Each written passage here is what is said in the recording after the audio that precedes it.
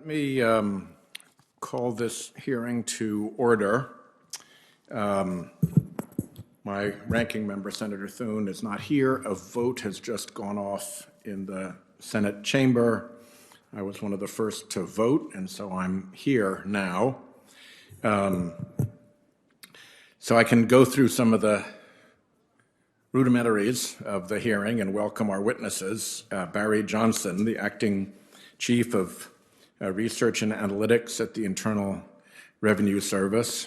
Douglas O'Donnell, the Deputy Commissioner for Services and Enforcement at the Internal Revenue Service. J. Russell George, the Treasury Inspector General for Tax Administration. Nina Olson, the Executive Director of the Center for Taxpayer Rights. And Charles O. Rosati, former Commissioner of Internal Revenue, currently a senior advisor at the Carlyle Group. I'm delighted that you are all here, and would like to, I guess I'll begin with my opening statement, and then that'll give the other members a chance to come here. This is a, I think, important and timely hearing on the tax gap and the related role of offshore tax evasion. My Republican colleagues and I may disagree on what makes a fair tax code, but we very much agree that everyone should pay what they owe. That principle is what today's hearing is about. The IRS conservatively estimates the tax gap, the difference between taxes that are owed and taxes that are collected, to be $441 billion per year. Commissioner Rettig recently testified that the tax gap may have grown as high as $1 trillion in recent years, trillion with a T. One reason for the gulf between the official estimate and Commissioner Rettig's is the bad job the official estimate does incorporating the so-called international tax gap, what is hidden by wealthy individuals and large corporations overseas. Tracking this offshored money is difficult, but we know there's lots of it. Research suggests the Treasury may lose anywhere from $40 to $123 billion every year from offshore tax evasion. Of course, typical American taxpayers don't have the option to hide money abroad. So the wealthy who cheat on their taxes through offshoring also worsen income and wealth inequality. One study estimates the highest earning 1% of taxpayers hide 20% of their income and account for 36% of unpaid taxes. 1% of the taxpayers, 36% of the unpaid taxes.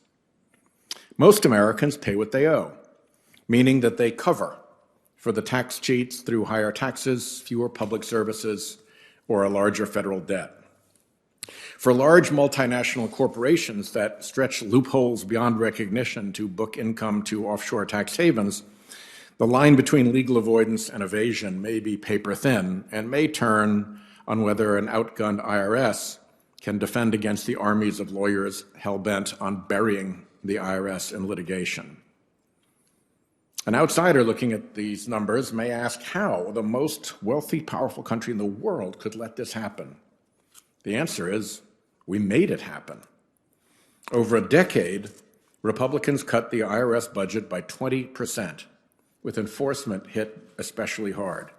There are 30% fewer enforcement staffers than a decade ago, and the number of highly trained revenue agents who tackle complex audits of the wealthy and large corporations is down nearly 40%. The result? Millionaire and billionaire audits dropped over 72%. And audits of the largest corporations, those with $20 billion in assets, declined by half. As former Commissioner Koskinen once said, cutting the IRS budget gives a tax cut to tax cheats. As the IRS budget fell, audit rates for the rich and poor in America converged. A worker receiving the Earned Income Tax Credit is nearly as likely to be audited as a seven-figure earner. What do we do? Well, we should start with the multi-pronged approach of the Biden administration. First, ensure that the IRS has the resources to collect what taxpayers owe. It needs a larger staff with the knowledge and experience to untangle the networks of shell companies the ultra-rich and large corporations can use to hide their income, often in offshore tax havens.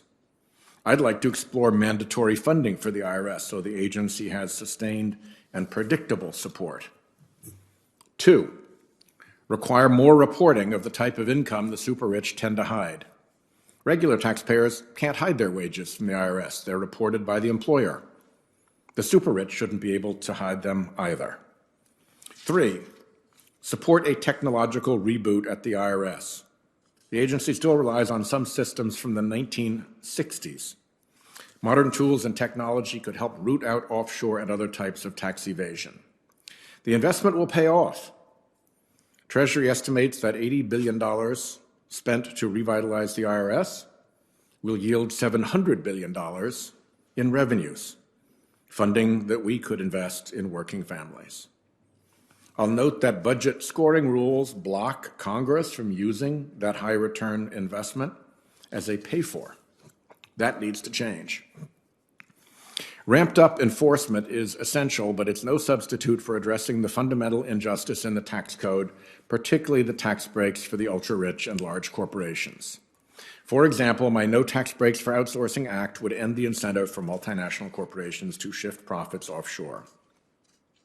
I'm pleased to be joined by such a distinguished panel of witnesses to discuss the size and scope of the tax gap, the role of offshore tax evasion in that gap, and what we should best do to combat it.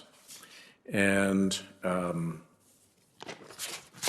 don't know, Senator Grassley, if you're here in place of Senator Thune as acting ranker and wish to make a statement, or if we should go ahead and let Senator Thune make his statement when he arrives. Please go ahead. Okay, we'll do that.